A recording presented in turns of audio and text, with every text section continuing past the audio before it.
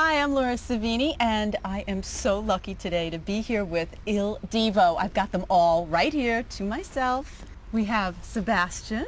Hello, how are you? David. Good afternoon. Carlos. Hello. And Urs. Hi, Laura. Well, this is so exciting for me to be here with all of you, but it's 90 degrees and you're all in suits. I mean, is this what you always wear?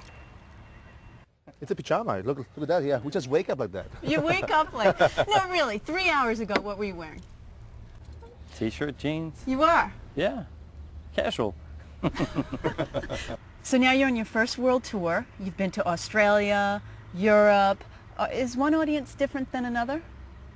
Well, we found that the different countries we go around, people do react slightly differently based on their culture and the temperament of the country. For example, Germany tends to treat it like a concert because they have a very big classical background. So they're a little bit more respectful, a little bit more reserved, as opposed to Spain, who just, they're having a great big party. Everyone's like wall-to-wall people just cheering and having a good old time. But everyone, in the end, everyone does have a good time. What about the fans? You've got these screaming fans. I guess, Sebastian, you're used to that. You were a pop star. Well, I would say pop singers more than pop stars. But yeah, screaming.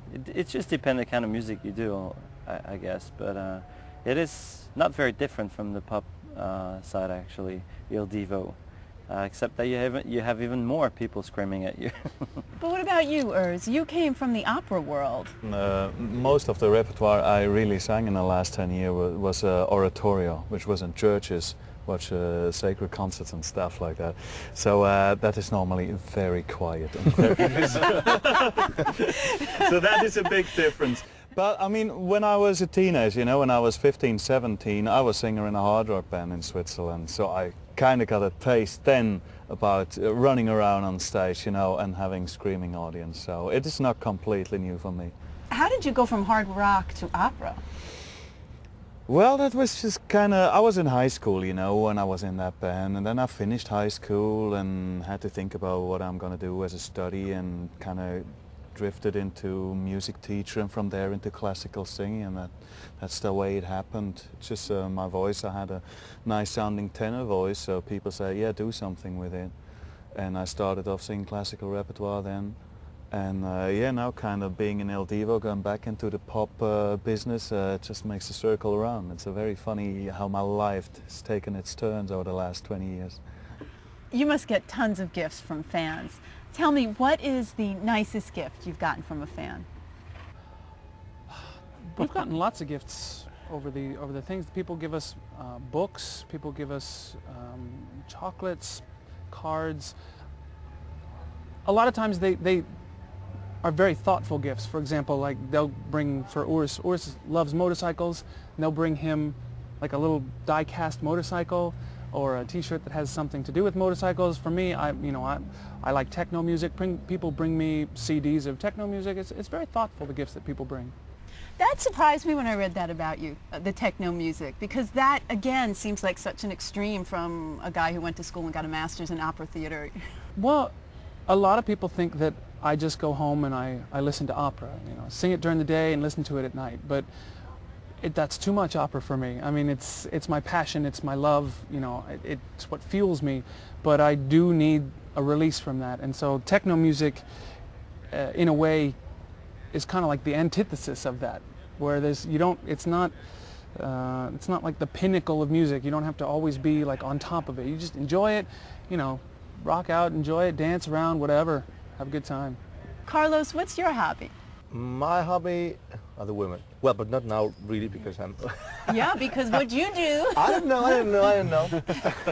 Well, my hobby, I must say, is sometimes when I have time. When I was younger, I was doing sport. No, yeah, you had to go sometimes to the gym or whatever. But my great hobby is just go out by night. Every time when we go to a new city, it's like exploring all the beautiful clubs by night. So yeah, because that's the only time that we really have free time. So. It's late at night. Yeah. And how about you, Sebastian? What do you do when you're not being Il Divo? France and Spain are very close, so we do close things too. I used to go clubbing with Carlos. You did? I like enjoying the nightlife. But beside that, I used to compose a lot recently, so I used to just trying to do some melodies or read a book or go on the internet, speak to my relatives and friends through the net. That's pretty much what we do. We don't have so much free time. All right, I have to go back to this, Carlos. You ran off and got married. Tell me, who was this girl that stole your heart? There's a woman. She's a beautiful. Well, right now blonde. Well, she's she's not a brunette, but she's blonde now. Well, the thing is, it was a very surprise wedding because obviously, well, my girlfriend, her name was Geraldine. She was always dreaming to get married in Disneyland.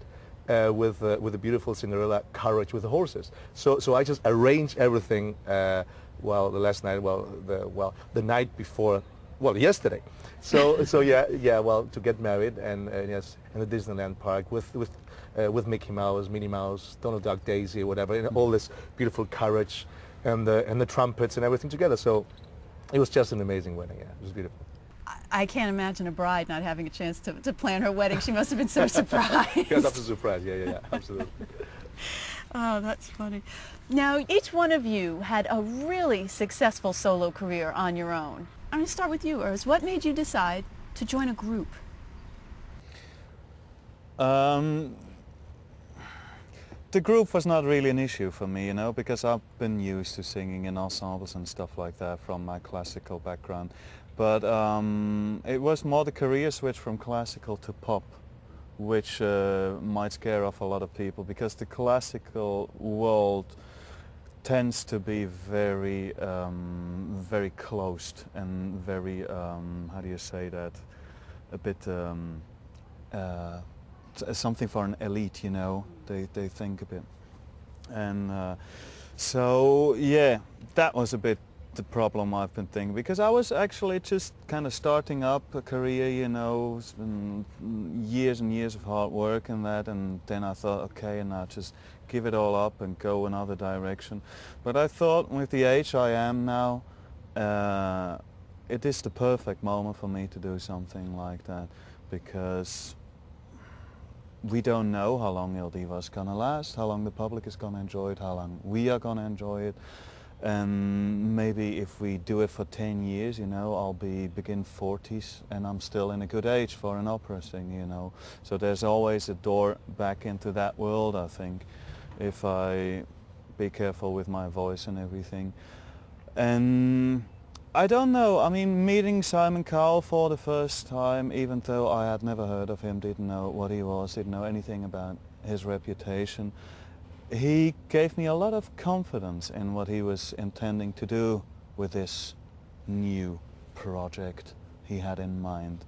So yeah, I just kind of trusted that this was going to be good, and it turned out to be so.